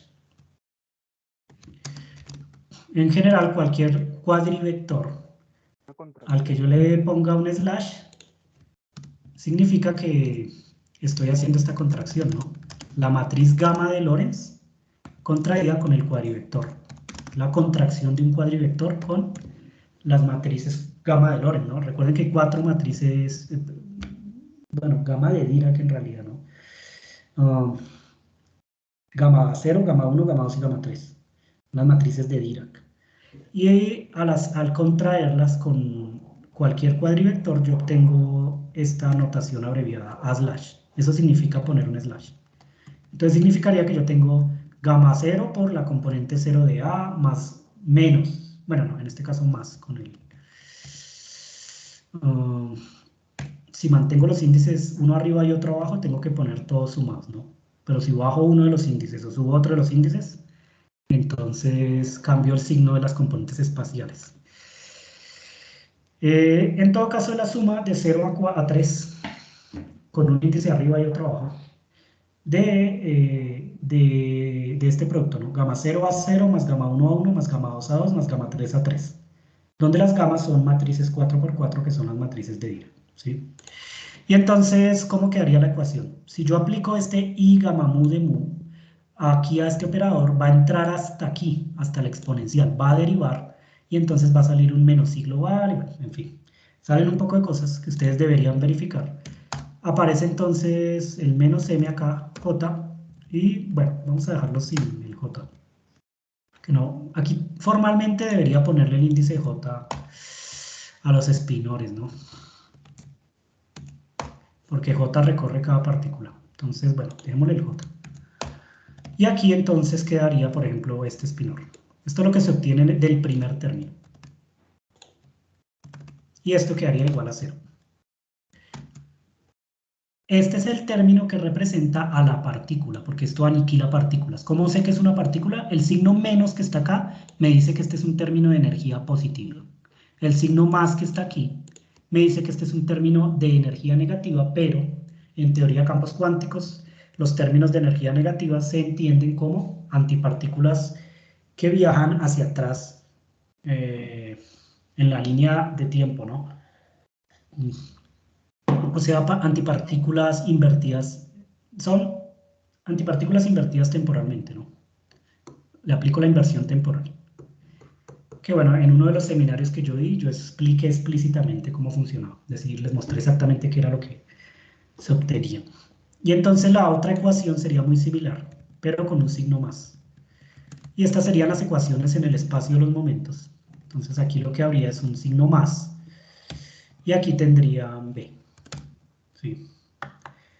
Y esas serían las ecuaciones en el espacio de los momentos de estas cantidades que están acá, que son espinores. Son espinores. Este y este que está aquí. Y entonces, si uno soluciona estas ecuaciones en el espacio de los momentos, ¿cómo? Yo les estoy diciendo que estas gamas son matrices 4 por 4. Entonces, tanto esta psi, como esta U y esta B son arreglos en forma de columna con 4 componentes, ¿no? 4 componentes. ¿Y cuáles son las soluciones de estas ecuaciones, no? La primera, vamos a escribirla acá. Esta tiene dos soluciones de energía positiva, ¿no?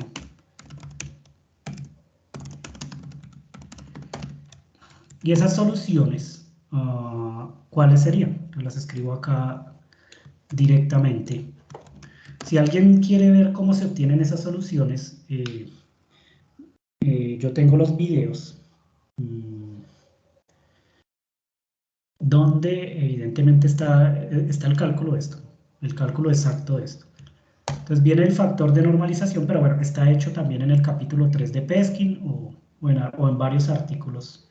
Uno puede encontrar cuáles son las soluciones de la ecuación de Dirac y cómo se obtienen. Está en el libro Greiner de cuántica relativista, etc. Por ahora solo las vamos a poner para terminar hoy. Y bueno, seguimos la próxima vez. Entonces, ¿qué vendría aquí? Vendría un espinor de Pauli. Aquí vendría el siguiente objeto, sigma punto P, pero todo esto en negrita, porque son vectores en 3 dimensiones. Aquí vendría E más M, y aquí vendría otra vez el espinor de Pauli. Y entonces hay que dejar claro que estos espinores de Pauli pueden tener dos posibles valores, ¿no? Uno para spin más un medio, que sería el espinor 0,1, bueno, 1,0 en este caso, 1,0, uno de los espinores de Pauli, y el otro sería la letra Ki, pero con menos un medio, que sería el otro espinor de Pauli, así, que son una representación matricial de los estados de spin arriba y spin abajo. O sea, la representación de Pauli de los estados cuánticos de una partícula de spin arriba y spin abajo. 1, 0, 0, 1. ¿Sí? Y entonces noten que este arreglo en realidad tiene 4 componentes, ¿no? Porque aquí lo que tengo es un biespinor y aquí otro biespinor multiplicado por un coeficiente, o sea que esto es un arreglo de 4 numeritos. Y se llama espinor porque esto no transforma como un vector, como un cuadrivector, bajo transformaciones de Lorentz. No transforma como los cuadrivectores, con las transformaciones de Lorentz directas, no. Transforma de una manera totalmente diferente. Por eso no se llaman cuadrivectores aun cuando tienen 4 componentes, sino que se llaman espinores, porque transforman de manera distinta bajo transformaciones de Lorentz, de manera diferente al cuadrivector posición. ¿Cómo transforman? Bueno, así más adelante lo vemos un poco. ¿Sí?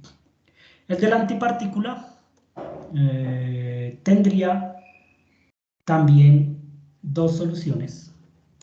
Y entonces lo ponemos por acá.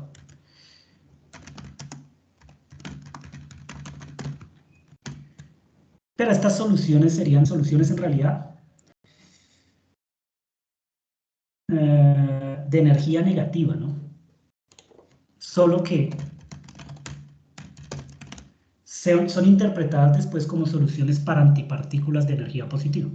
Entonces, partículas de energía negativa significan en realidad antipartículas de energía positiva, porque las soluciones de energía negativa se pueden obtener a partir de las soluciones de energía positiva aplicando una transformación, que es la transformación de conjugación de carga, ¿no? Entonces están relacionadas a través de una simetría, no son linealmente independientes, solo es aplicar la transformación de conjugación de carga a las de energía positiva para obtener las de energía negativa.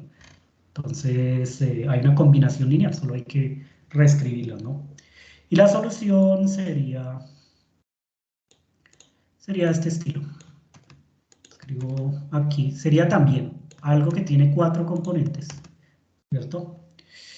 Pero pues es un poquito diferente porque esta parte aparece es aquí en la primer componente, sigma.p sobre A más M, aquí aparece I por la matriz sigma Y de Pauli, ¿sí?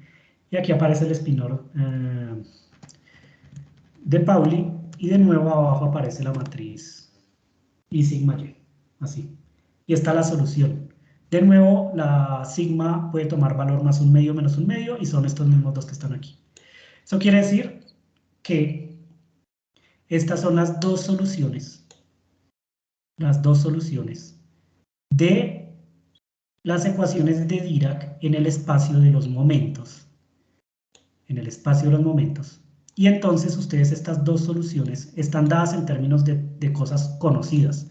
Sigma.p en 3 dimensiones pues es conocido porque sigma lo conocen. Sigma x, sigma y, sigma z son las 3 matrices de Pauli, que son matrices 2×2. Px, Py, Pz lo conocen, la energía de la partícula la conocen, la masa también. Las Chi las conocen, son los espinores de Pauli, 1, 0, 0, 1. Lo que significa todo esto lo conocen, porque este factor de normalización es un número que no encuentra fácilmente, ¿sí? Lo mismo acá, todo esto lo conocen. Eso van y lo ponen acá. Lo ponen en esta representación y forman este campo cuántico, que sería el campo que representa a un fermión libre sin interacción. A un fermión libre sin interacción, y entonces este campo se puede hacer actuar sobre el vacío libre sin interacción para formar partículas localizadas directamente o en el espacio de los momentos. ¿Sí? Y esa sería la representación de un fermión libre. Para todas estas cositas, evidentemente, hay que conocer cómo se obtienen y están en Greiner, el libro de mecánica cuántica relativista de Greiner, pero también están en varios videos, explícitamente resuelto en varios videos que yo tengo, ¿no? Entonces es cuestión de ir a ver los videos o de leer Greiner si no saben cómo se hace. O leer también el capítulo 3 de Peskin, pero ese es más difícil de entender, no es recomendable. O buscar en internet artículos que les digan cómo se hace. En todo caso, el propósito de estos seminarios no son encontrar estas soluciones, porque esto ya está, ya lo hice en otros seminarios. Es más bien utilizar estas soluciones para entender cómo se describen los experimentos en la zona de interacción, o sea, en esta zona que está aquí. Entonces, por ahora sabemos cuál es el campo que representa un fermión libre, es toda esta cosa.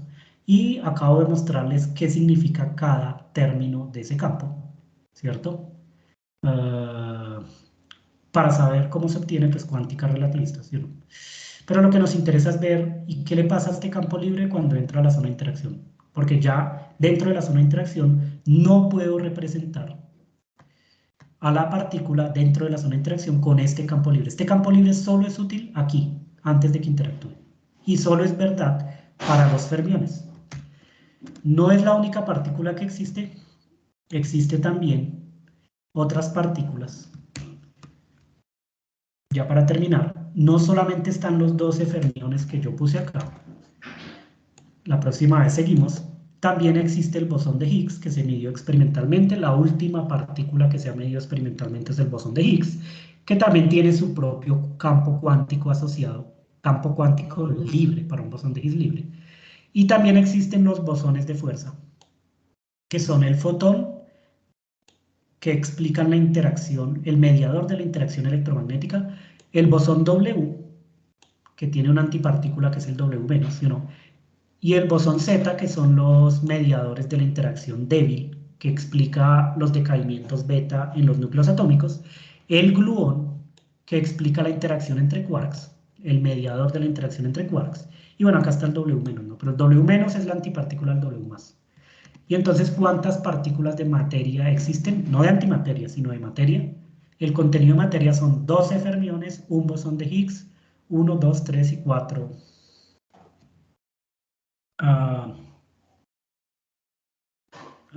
4 bosones de fuerza, ¿sí o no? Son todas estas partículas que están acá. O sea, 17 partículas. 12, 13 y 4, 17. Que son todas las partículas que se han encontrado hasta ahora en los experimentos. La próxima vez, entonces, miramos cómo se representa el bosón de Higgs en la teoría de campos cuánticos, cómo se representan todos estos bosones de fuerza. Es decir, tengo que escribirle los campos para esas partículas y luego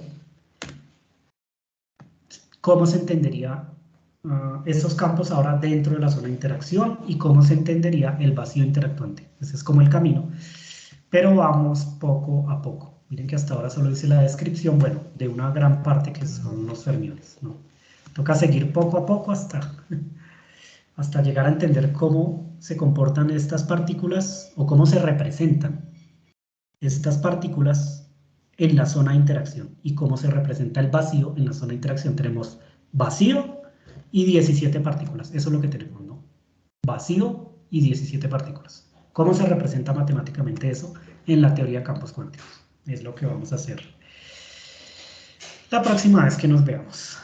Listo, voy a dejar aquí el videito. y seguimos la próxima vez.